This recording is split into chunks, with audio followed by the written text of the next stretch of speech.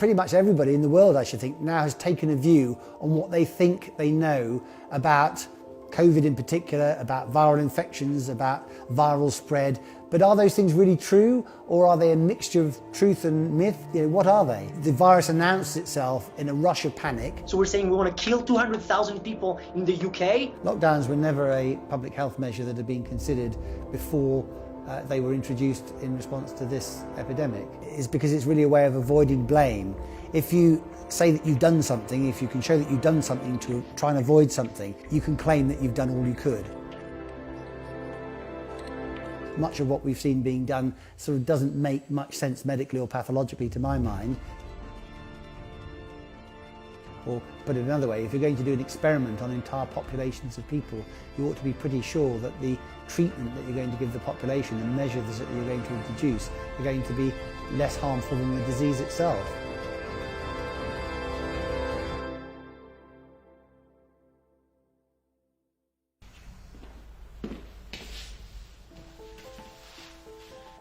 My name is Dr. John Lee. I trained in medicine at University College London, and subsequently I trained in pathology, which is the study of disease.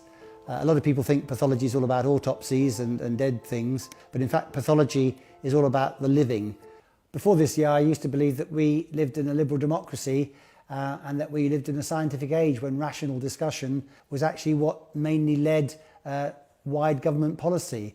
But unfortunately this last year has really shaken my faith in that. Not only have we summarily had most of our inalienable freedoms removed from us, but rational discussion and calm assessment of facts and figures seems to have gone out of the window. I'm retired. I'm free to speak out as I would see fit. One of the reasons why I started writing about COVID at the beginning of the lockdown was that I was motivated to prevent harm. I mean, as a doctor, one of the overriding medical principles is the Hippocratic principle, which dates back to 400 BC odd, and it's first do no harm. You should be sure that what you're doing to them is going to cause a better outcome for that patient than doing nothing at all.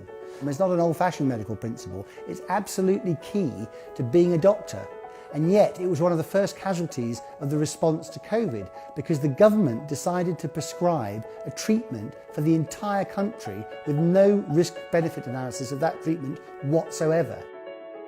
Many people have the impression of this epidemic that they have because of the initial framing. The initial framing was one of panic. The authorities were panicked, many professionals were panicked by the idea of a very serious, virulent disease coming out of China. We haven't really had a revision of it. The authorities, in my opinion, have painted themselves into a corner by their responses to COVID, and they really have been forced to stick to the narrative that they invented to start with.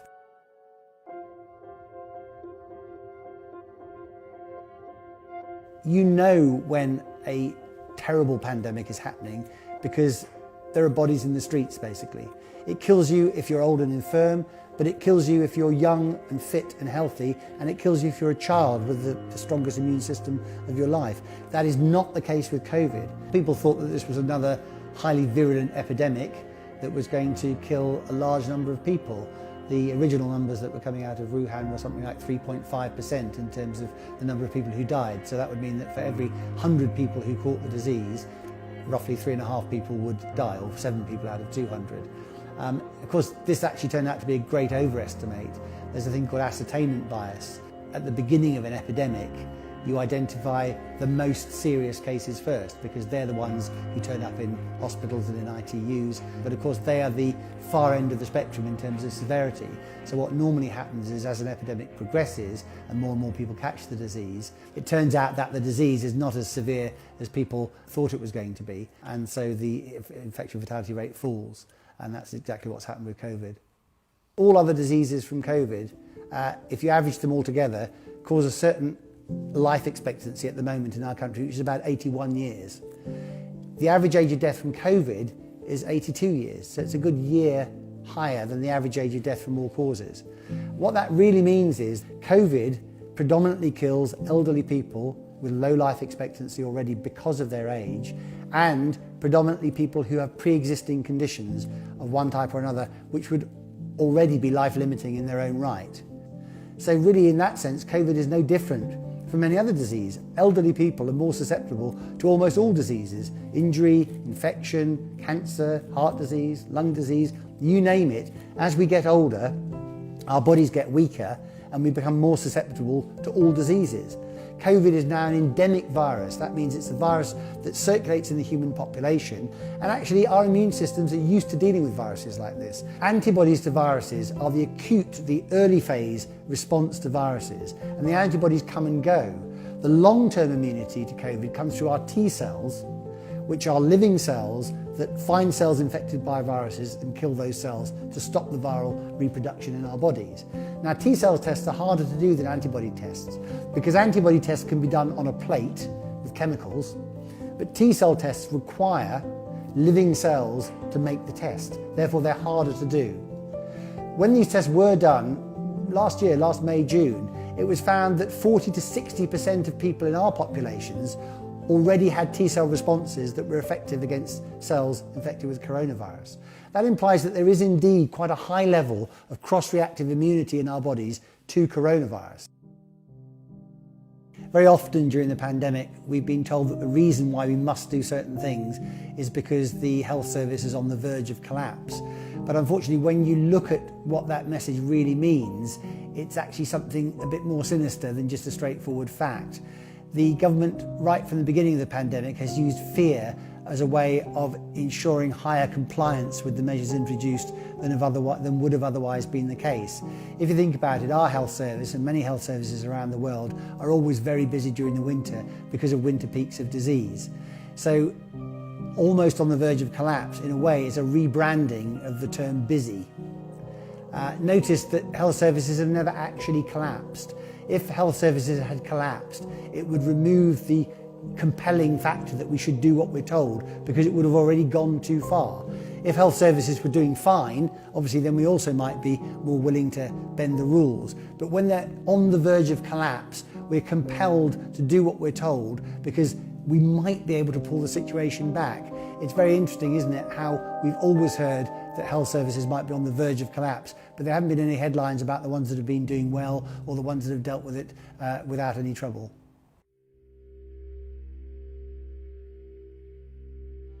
When you can't see a threat, you don't really know where it is or how bad it is, and you don't really know when it's gone away. And a virus is another invisible threat.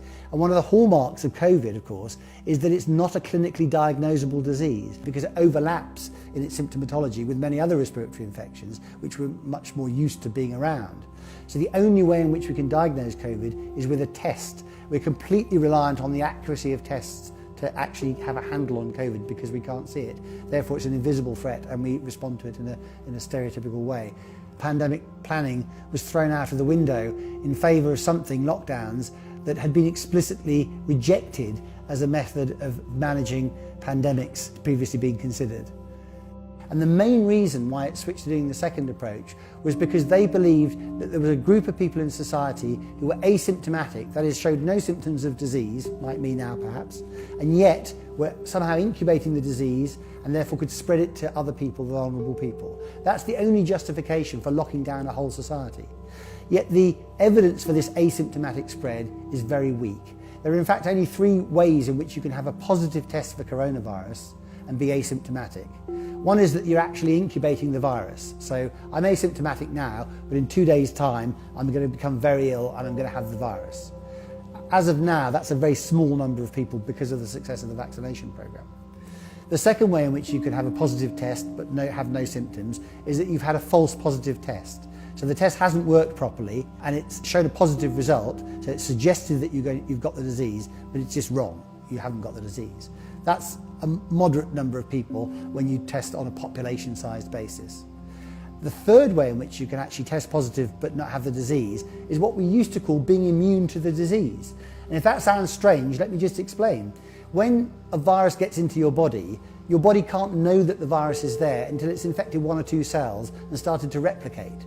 Once it starts doing that, your body notices the virus is there, and then the immune system moves into action and it sits on the virus. But at that point, before the immune system fully sits on the virus and makes it go away, at that point, if you do a PCR test on that person, you can detect the virus. And the reason for this is the PCR test It's called polymerase chain reaction, but it's an amplification test. What it does is it multiplies the amount of viral material there by a huge number, either 2 to the power of 25 or 2 to the power of 30. That is an absolutely vast multiplication number. So in other words, when you have a very tiny amount of virus present in just a few cells, you can still detect it by PCR. Now, in the pre-COVID era, we would have said that those people were immune to the disease because A, we wouldn't have known that they've got it because they've got no symptoms, and the only way you could even detect the virus in those people is by doing this massive amplification of the viral material. In the COVID era, those have been called positive tests, and they've been equated with cases. Now, a case is normally somebody who has symptoms. It's not normally somebody who's completely healthy. So what we've done by confusing positive tests with cases is basically class a huge number of people who are immune to the disease as having the disease. That's a massive misconception, and of course it's now even bigger that a large number of the population have been vaccinated. So an awful lot of the positive tests and the positive cases that we now seem to be detecting are not actually cases of disease at all. They're evidence of the success of both our own immune systems, the spread of the virus within the population, and the vaccination program.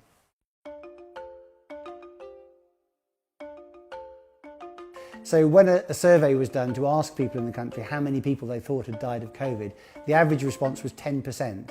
They thought that 1 in 10 of the entire population of the country had died of COVID. And if that was true, 6.5 million people would have died of COVID. So you can see how far off people's perceptions are from the reality of the actual official death figure, which is 126,000. Now that number itself can't be taken at face value, and we can come back to explain why that is in a moment. But another figure that's often been quoted is the excess death figure. So one figure for excess deaths over the last year is that there have been 80,000 extra deaths during 2020 compared to the 5-year average. But when you dig down into that, you have to understand, first of all, the context of that 80,000 figure. Normally in Great Britain, in a year, about 550,000 people die. So 80,000 deaths is less than a sixth of the normal deaths that occur in a year. Then you have to understand that the 5-year average for deaths in Britain is actually been below, for example, the 10 or the 15-year averages for deaths in Britain. So we were coming from a low baseline, and in a way that flatters the number of people who've died in Britain of COVID. I mean, another way of looking at that is there were a lot of very elderly, frail people who hadn't died in the preceding 5 years who were waiting for the next disease to carry them off, if you like. And that sounds maybe a heartless thing to say, but unfortunately that is part of the human condition. We do have a limited lifespan. We are all going to die of something. So if you've got to 86 or 87, you've done fantastically well, but if a nasty new virus comes, you're going to be particularly susceptible to that. And the final thing to say about excess deaths is that one of the assumptions also made about the excess deaths is that they're all COVID deaths. But in fact, when you analyse the figures and go into the figures in more depth again, quite a lot of the excess deaths are due to the effects of lockdown, the effects of poor access to healthcare during lockdown and many other lockdown-related features. I think one of the deficits there's been in the public debate is giving people the handles by which to think about what's been happening. So it seems to me that there are 3 things we need to think about when we're looking at any of these numbers, and these can be broken down into under 3 basic headings. One is that you can't understand the numbers that are being quoted, either about the infection rate or the number of cases or the number of deaths. You can't understand those numbers without context. So when you're told that 10 people have died today of COVID or 500 people have died today of COVID, that doesn't really make any sense unless you understand that that's 10 or 500 people out of the 1,500 people who die every single day, or out of the 550,000 people who die every year in Great Britain. The second thing is what's cause and what's effect. The assumption that has been made in a lot of the presentations that have been widely aired on television is that when we do something, when we take a management approach to a disease, that has an effect. So we do lockdown, that's the cause, and the effect is that the disease goes away. And yet, in fact, when you look at the viral curves around the world, very often the viral curves have been declining before lockdowns have been introduced. And then the third thing that one needs to think about in terms of analysing these figures is cost and benefit. So the cost, for example, of lockdowns are the vast economic cost, the vast effects on people's health in many, many different ways. The benefits might be, if it were true, that it stopped the disease spreading and therefore saved tens or hundreds of thousands of lives as a result of COVID. That cost-benefit analysis was never done before lockdowns were introduced. It still hasn't been rigorously done by governments, as far as I'm aware, to this day. But when you look at the numbers and try and do the cost-benefit analysis, it's pretty clear that not only did the lockdowns not have that much effect on slowing the spread of disease, but the costs that they have in terms of other health effects, other direct health effects on people, quite possibly outweigh the damage that was going to be done and has been done by COVID. A good example of a fact that's become very well known to everybody during the last year, but which needs deconstruction, is the cumulative death toll. So it's currently reached about 127,000 for the UK, but that number cannot be taken at face value, and there are a number of reasons for that, and bear with me while I try and deconstruct it with you. So first of all, the 127,000 number actually adds together two separate peaks. Normally in the country we get a winter peak of deaths of respiratory infections, and that's a normal feature of respiratory infections every year that we get. Now the COVID peak was a bit late last year because it was a new virus. It happened in March, April. And then we've had another one this year. Now we've never before added together two peaks because we record one winter's peak, we then record the next winter's peak, we then record a subsequent winter's peak. But for COVID, we've added together last winter's and this winter's peak. The only reason I can understand for doing that is it gives a big number which is more newsworthy and from the government's point of view makes the virus seem more serious than it would otherwise be and therefore encourages compliance. If we did the same thing for influenza over previous years, we would get a number in the millions. So that's not something we've ever done before, and to properly compare the significance of COVID with other respiratory infections, we should look at the winter peaks as things on their own, not as a cumulative total. One of the hidden aspects of this epidemic and its management, it seems to me, is the way that it's being driven by something called the precautionary principle. And this is something that isn't widely understood amongst the general public, at least in this country, but it has become embedded in the political management of diseases and other health scares. And the precautionary principle basically says that if there seems to be a potential harm to human health, you shouldn't wait until all the scientific data is in demonstrating that harm to health before you take action to prevent the harms. But of course, if you don't know scientifically that harms are really being caused in a certain way or by a certain mechanism, then it's actually a dangerous principle because it encourages politicians and public health doctors to take widespread intrusive actions on the basis of something that may not be true and without properly assessing the effects of those very actions themselves. And in fact, this last year, what we've seen is the fruition of that principle on a huge scale. One of the ways in which the precautionary principle has exaggerated the response to COVID is because it's based on worst case scenario planning. So when SAGE, the Specialist Advisory Group on Emergencies, is asked to give the government answers to their questions, they're asked to explain what the worst case scenario would be. But of course, worst case scenario planning isn't a way that we ever normally live our lives. I mean, if we worked on the worst case scenario, we'd never drive a car, we'd never catch an aeroplane, we'd never eat, we'd never get out of bed. It's not that you shouldn't consider worst case scenarios, but they're just one of many scenarios that you should consider when you're proposing a response to something. A good example of where the precautionary principle is not neutral was seen near the beginning of the epidemic with care homes. The government decided to empty out NHS hospitals for the expected surge of seriously ill patients that they were sure were going to come into the health service hospitals. And so they moved a lot of frail elderly patients out of health service hospitals into care homes. And in so doing, they caused an epidemic of coronavirus in care homes amongst the very group of people they were claiming by their actions to protect. They've been prevented from having their relatives with them. That means they've lost their most vocal advocates for the right kind of care. And if you take away advocacy from older people, they die. Those are people who've, in our country, in our system, have paid taxes their entire life to support and to be enabled to have access to the National Health Service when they need healthcare. And the time in most people's lives when you need most healthcare is when you become older and frailer and suffer from many different diseases. And yet those people were prevented, and in fact exhorted, not to access the NHS unless they absolutely had to. And what that resulted in was a substantial increase in the number of people dying at home.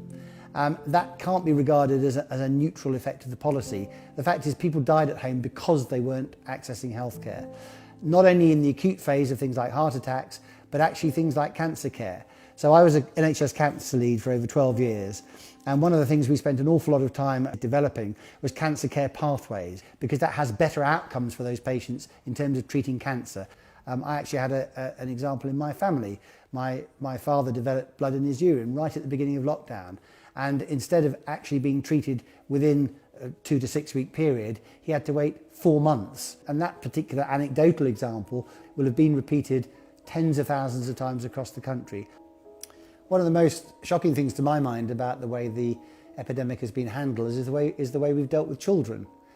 Normally, as a society, we are very concerned to make sure that our children are safe, to make sure that we look after them even more carefully than we look after any other groups in society. And yet, for the COVID epidemic, children have been asked to live their lives in ways which are totally abnormal for a disease which essentially virtually doesn't affect them. A few children with serious pre-existing conditions have died of COVID, but if you look at the overall numbers, the risk to children is minuscule, and yet they've had their lives completely disrupted essentially by COVID. They've had their normal social interactions, their normal peer social interactions, their interactions with the wider world vastly curtailed for something which wasn't going to affect them.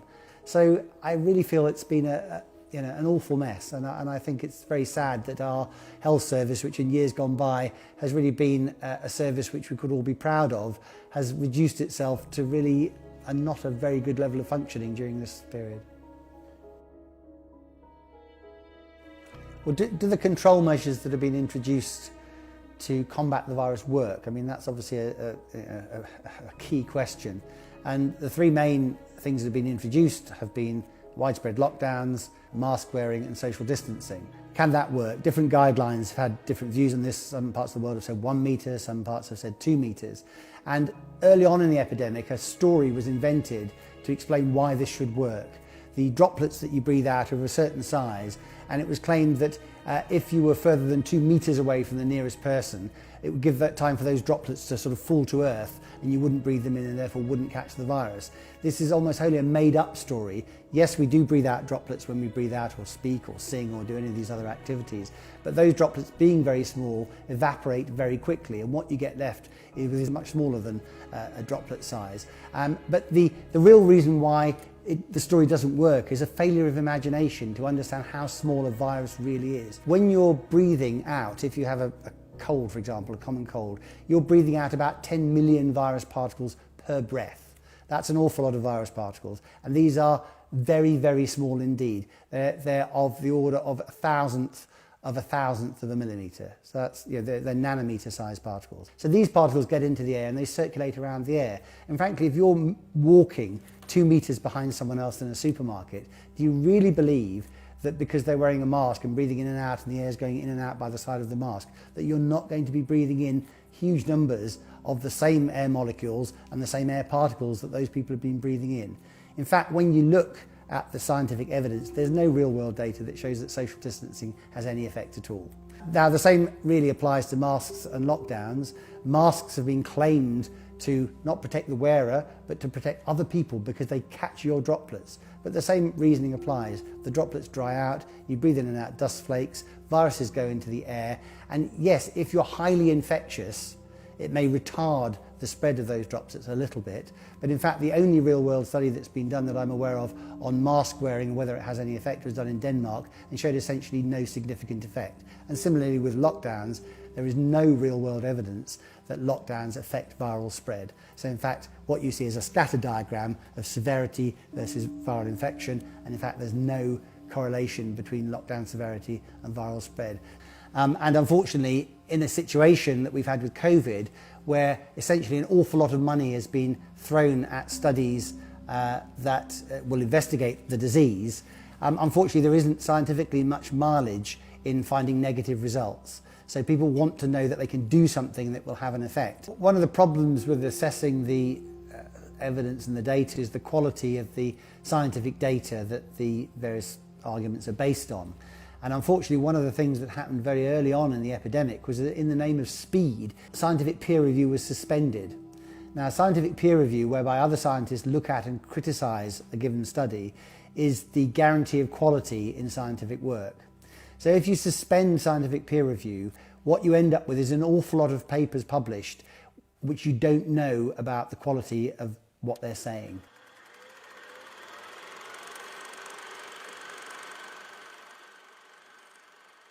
Tell us about the value of wearing face masks. You see face masks around the place. Is there any point to that? If a healthcare professional hasn't advised you to wear a face mask, it's usually quite a bad idea. People tend to leave them on. They contaminate the face mask and then wipe it over something. So it's really not a good idea and doesn't help. What's interesting about this clip is it shows the Prime Minister talking candidly before the political narrative had become established. So they were free to actually talk about a range of options and to think about a range of ways of doing things, which have subsequently essentially become censored and lost from the public debate. I think a lot of the things that they were saying then were actually quite sensible and would have been the right way to do things. But of course we got hijacked onto a different narrative. And the really bad thing about what's happened is that we've not been able to properly then discuss other narratives since the government's narrative became fully established. And that hasn't been a help, and it hasn't helped us manage the epidemic. Throughout my career as a doctor in the health service, and I was a consultant for 21 years and worked in the health service for over 30 years, doctors have been frustrated in many specialties, including my specialty, by being told continuously that there's not enough funding to do this, that or the next thing for the health service. What shocked me over the last year is that almost infinite funding has become suddenly available for things that are totally ridiculous. Over £12 billion was suddenly found available for a test and trace system, which it was perfectly clear from first principles could never work to control or sensibly or even have any influence on the virus. And now we're being told that maybe £100 billion will be found for double testing the entire population every week, when actually there's no need for that because we've all been vaccinated. It's such a frustration, having worked in the health service for my entire career, to find that things that I was told couldn't possibly be done now can be done, but they're being done for the wrong things. Test and trace seems like a straightforward way to control an epidemic. The idea is you test people for the disease. If they've got the disease, you then trace their contacts, and that allows you to isolate all those people, and that stops them spreading the disease to other people. Well, that clearly works very well for some diseases.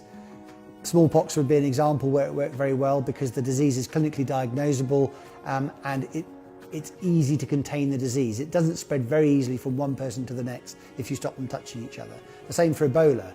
Ebola was spread by bodily secretions, and if you stop people touching each other, the transmission of the disease stops. But for other diseases, it doesn't really work very well at all because, first of all, the viruses spread around themselves independent of contact between people. Secondly, because not all the people who've got the disease will come forward for a test. And thirdly, because we as a nation don't tend to snitch on our friends. And unless you have pretty much 100% coverage of the testing and the tracing, the actual system itself can't work. But really the system can't work because the virus itself is not that sort of virus. One of the arguments that's brought forward for the effectiveness of test and trace has been Australia and New Zealand and some of the Asian countries. But that assumes that their populations start from the same basis with regard to COVID as our population did. One of the other contended features of the COVID epidemic has been the extent to which people have got pre-existing immunity to this virus. Now, it was claimed at the beginning that because it was a new virus, there was no pre-existing immunity at all. And yet we know that in a normal winter, 1 in 6 colds are caused by coronaviruses in the West. So that means that these viruses are similar enough to COVID to be called coronaviruses, and yet different enough to be identified as a different species. It's quite likely, therefore, that our immune response to one will, at least to some extent, overlap with our immune response to the other, and therefore give us resistance to that. Now, when people have been looking at immunity to COVID, the test that has tended to be done, because it's the easiest one to do, is to see whether people have got antibodies. Now, it's quite possible that in the Far East, which is where these viruses seem to originate, these viruses originate more frequently than we're aware of, and that more people have more pre-existing immunity to other coronaviruses, but also to this one. In which case, the explanation for the apparent success of test and trace in places like Australia and New Zealand isn't particularly to do with the test and trace. It's because their populations were starting from a different baseline with regard to pre-existing immunity than our population was.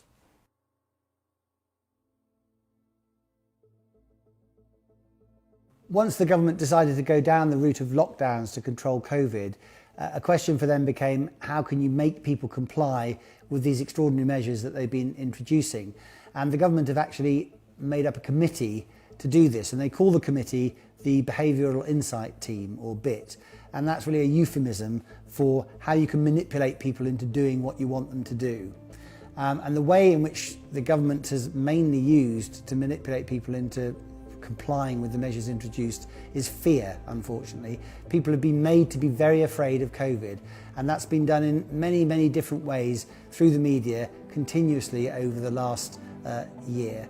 Now, one of the main approaches to dealing with COVID, and one of the reasons why we were told that it was worth staying locked down for as long as we have been, is that we give time for a vaccine to be developed, and when the vaccine was to be developed, that would control that would give us immunity to COVID, control the infection, and allow us an exit strategy from COVID.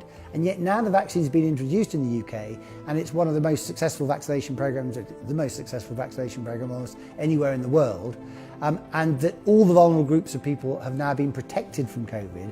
Suddenly the goalposts have been moved to tell us that in fact it may not be true, it may not be protecting us from COVID, and we may still need to be locked down for reasons that are not clear. One of the reasons perhaps they're doing this is to put pressure on younger people to get the vaccine, because they're perhaps more resistant to getting the vaccine than the older people are. And another way in which the fear has been ramped up is to tell people that the mutant variants of COVID are rising left, right and centre, and these may be less susceptible to being controlled by the vaccine.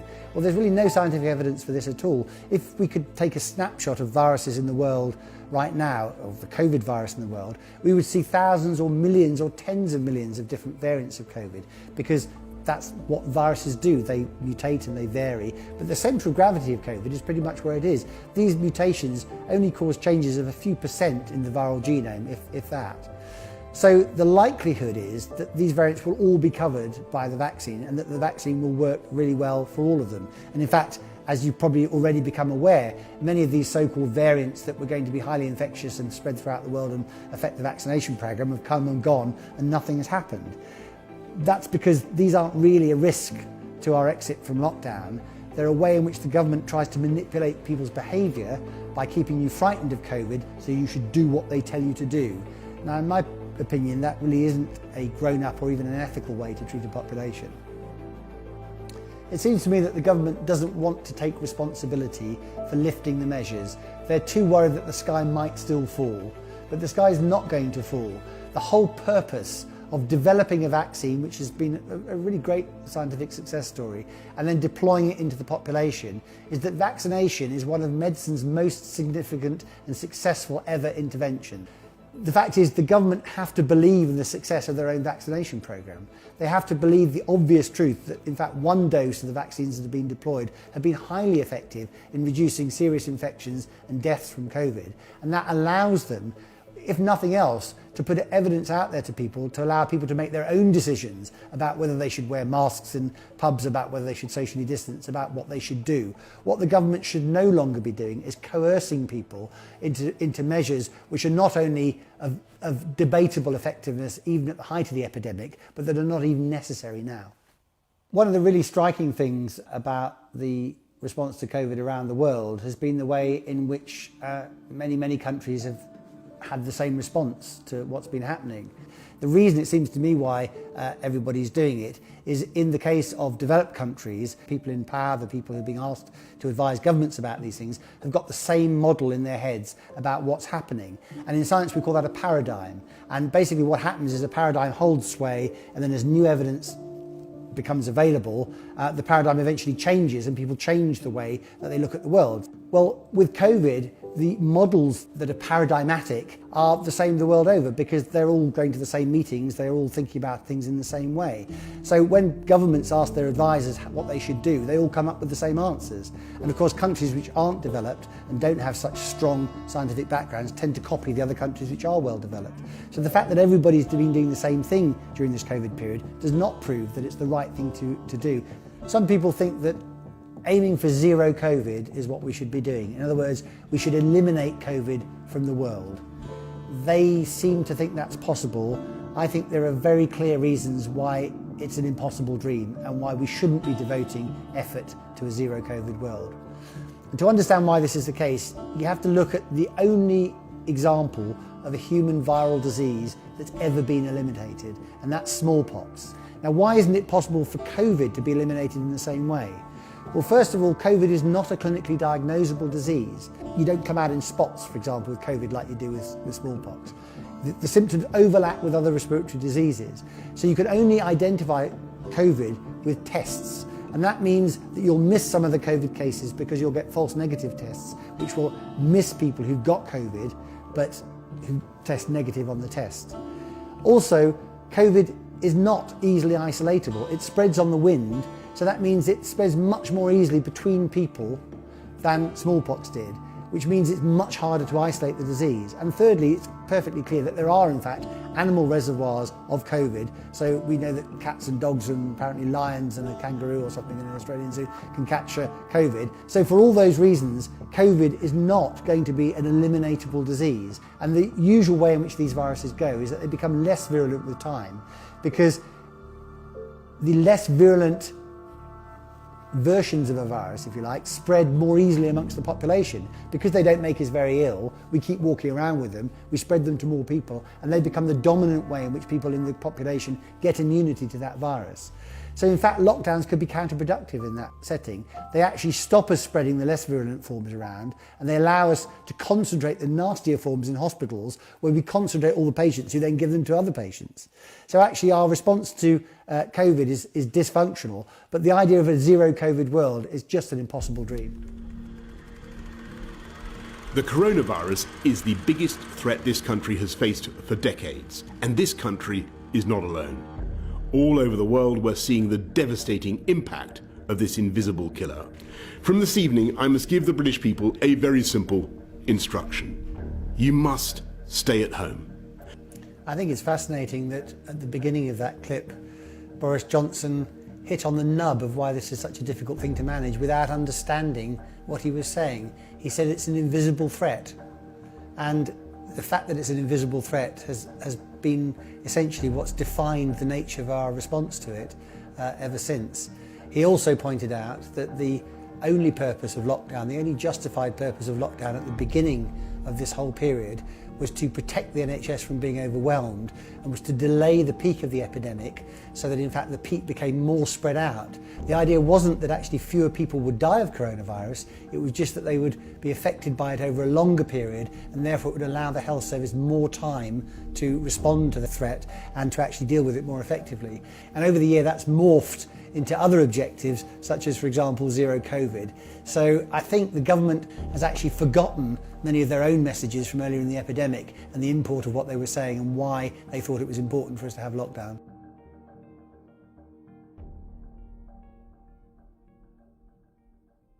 The government is guilty of a lot of muddled thinking on COVID in many different ways. So they've rolled out a very successful vaccination programme. They admit that a zero COVID world is not possible, and yet many of their actions still seem to be heading down the route of trying to achieve the unachievable zero COVID world.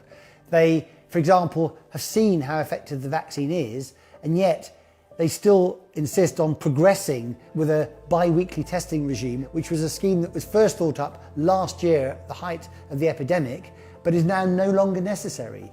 It seems to me that the government are so wedded to the advice they've been getting on worst case scenario planning, they can't simply see that the sun is shining outside and it's time to move on. I think the Prime Minister and his cabinet have placed themselves in a very difficult position by the way they've approached the uncertainty which COVID has caused. The fact is there's a lot of good, sensible academic thinking on how to deal with uncertainty. And the way you should do that is not to allow one narrow group of people give you all your advice. What you should do as a politician is widen up the debate so you get as wide a range of sensible, thoughtful opinion as you can possibly get. And then as a politician, your job is to integrate that opinion and decide what the best way of going ahead is. Unfortunately, what governments around the world have done is focus their attention on a narrow group of people who are wedded to a particular version of the way in which viruses spread and the way in which one should control a viral epidemic. And they've shut out other voices which are just as educated, just as thoughtful, just as sensible about different ways in which the epidemic could be managed. And in doing that, they've made their own jobs that much harder, because now that the time has come to release the restrictions that have been placed on all our lives, they're still getting their main advice from people whose job is to give them worst case scenario planning, not real world where we are now planning. In my own profession of medicine, I've been surprised really by how few people have spoken up about what's been done in response to COVID and the harms that have been causing. And it's not actually, from my personal experience, that people don't actually have serious reservations about what's been being done. It's really because they're worried about their jobs, to put it bluntly. Only one narrative has been allowed, and that isn't the way that science normally works. Science is normally a fairly rambunctious type of process whereby scientists with different views and with different data argue vigorously about what those data actually mean. This last year, we've been presented on the basis of very slim data with a new factual view of the world, as we're told, and we're not allowed to debate it. Well, that is not good science, it's not good medicine, and it's not good management. What the last year has really shocked me to the core about is that in the face of an invisible, apparently serious threat, rational discussion went out of the window. And that has not just affected our ability to deal with COVID sensibly, but it's actually also caused a number of collateral harms, or many collateral harms, to all sorts and aspects of our lives, which really we should have been able to avoid had we been able to act in a rational way. And when we look back on the COVID era, I think it will be seen as other human responses to invisible threats in the past have been seen, as a time of mass hysteria.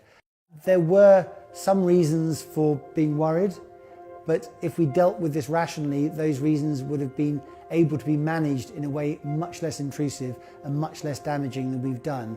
I mean, the shocking thing really is that when we look back, 2020 will be about 8th or 10th out of the last 30 years in terms of death rates. The quality of life effects have been dramatic, but they're quite hard to measure, so they'll be difficult to look back on and assess properly as well. But I think what we'll look back on it really is as a period of missed opportunities, when we had the opportunity to deal with a genuine new threat in a sensible, rational, scientific way, but we actually dealt with it in a rather primitive, emotional and non-scientific way, and in so doing caused huge additional harms which could have been avoided. I hope that when people look back on the COVID epidemic time and what they've learnt, one of the things that they will have learnt will be to question numbers that are coming out of government more closely, to pay more attention to what the reality is rather than what they're being told the reality is. And I also hope that we'll be able to mend the dysfunctional relationship that we currently have between politics and science. The way that the government has interacted with scientific opinion to translate it into political action during this year has not worked properly, in my opinion. It's actually caused harms, and it hasn't dealt effectively with the threat that we were facing. So we need to look at that in some detail and come up with better ways of dealing with it. And clearly, one better way to deal with it is to understand how science normally works. Science normally works by debate and contention, and shutting down debate and contention is not a way to arrive at the truth. So optimistically, I hope that going forward we'll be able to learn these lessons and that we'll be able to do much better next time. And certainly one of the elements that should involve next time is that unless we are really faced with an overwhelming threat, we should never coerce people. We should treat people like grown-ups. We should let them make their own risk-benefit assessments, and we should let people live their own lives.